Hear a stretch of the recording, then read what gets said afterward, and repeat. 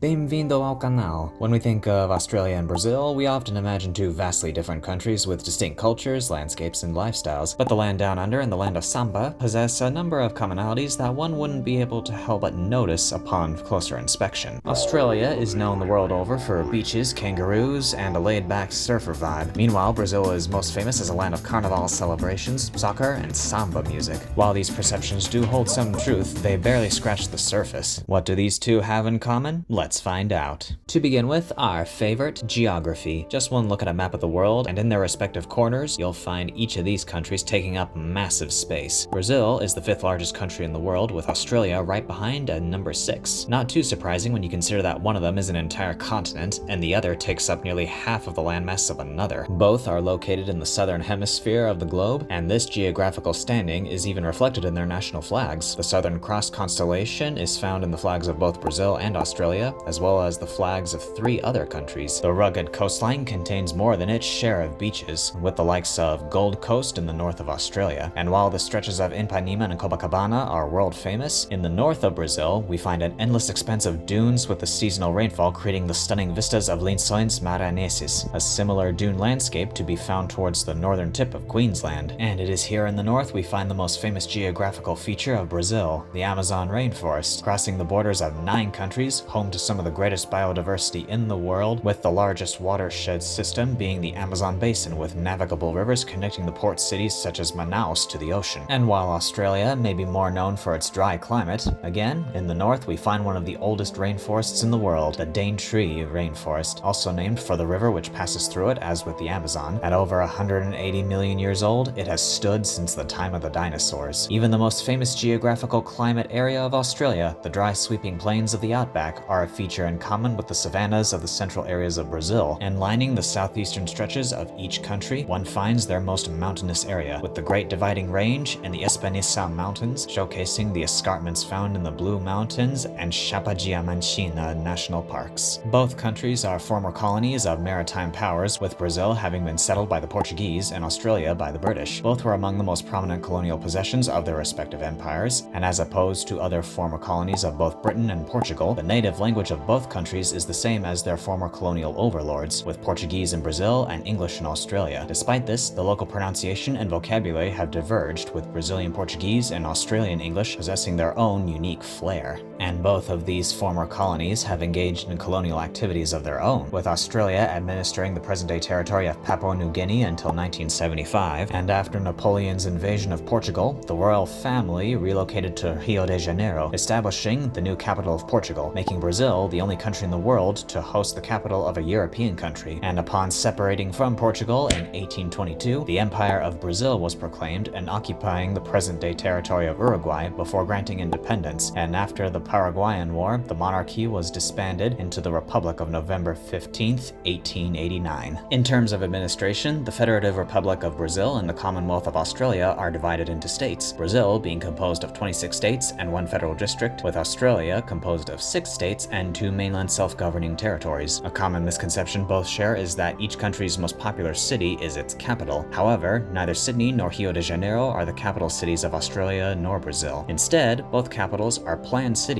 located farther into the interior with the intention of promoting more inclusivity. Canberra became the capital when the process of the Federation of Australia was completed in 1901, and while for nearly 200 years, Rio de Janeiro was indeed the capital of Brazil, the new capital Brasilia was founded on April 21st, 1960. Both capitals have their own dedicated federal district which is surrounded by another state, with New South Wales in Australia and Goiás in Brazil respectively. And speaking of cities, the concentration of the populations of each country follow a similar pattern of the majority settled in the southeastern areas of their territories. Pockets of habitation also line the entire coastline, with the central areas being more sparsely populated owing to the surrounding environment. Isolated communities exist in these remote areas, with the likes of Alice Springs and Manaus being islands of civilization on dry land. And the animal inhabitants of these countries may seem worlds apart, but in similar ecological niches, share similar attributes. Crocodiles are one of Australia's most famous dangerous wildlife, but in Brazil, one finds the likes of caiman stalking the waterways. Deadly snakes, such as the inland taipan or king brown snake, are highly venomous and not to be trifled with, as are the vipers of Brazil, such as the bushmaster. And to take things a step further, Brazil is home to the largest snake in the world, the green anaconda. And adding to the nightmare fuel of many of these animals, we have some terrifying spiders, with the cine funnelweb and the bird-eating spider possessing fangs longer than many snakes, and the Brazilian wandering spider and huntsman's packing potent venom. In the skies above, one of the most commonly seen birds are varieties of parrots, with macaws found throughout Central and South America and cockatoos all over Australia. Not only in the air, on the ground, two of the largest birds in the world, the emu wanders the breadth of Australia, with the southern cassowary roaming the rainforests of Queensland, and in South America, there's another member of this group of flightless birds, rhea. But, of course, some of the biggest stars here are the mammals. While the majority of mammals in Australia are marsupials, and placental mammals dominate Brazil, there are similarly designed mammals leading similar lifestyles, with insectivores such as anteaters and echidnas, to the slow tree dwellers in the likes of sloths and koalas. Ground-dwelling herbivores such as capybaras fill the role of a more semi-aquatic wombat. The larger herbivores such as kangaroos and tapir are primarily most active during the waning hours of the day, and rather wary in the presence of people. And as for the carnivores, both are home to unique types of canids, with the bush dog and maned wolf of Brazil among the most bizarre in the world, and dingoes being the wolves of the outback.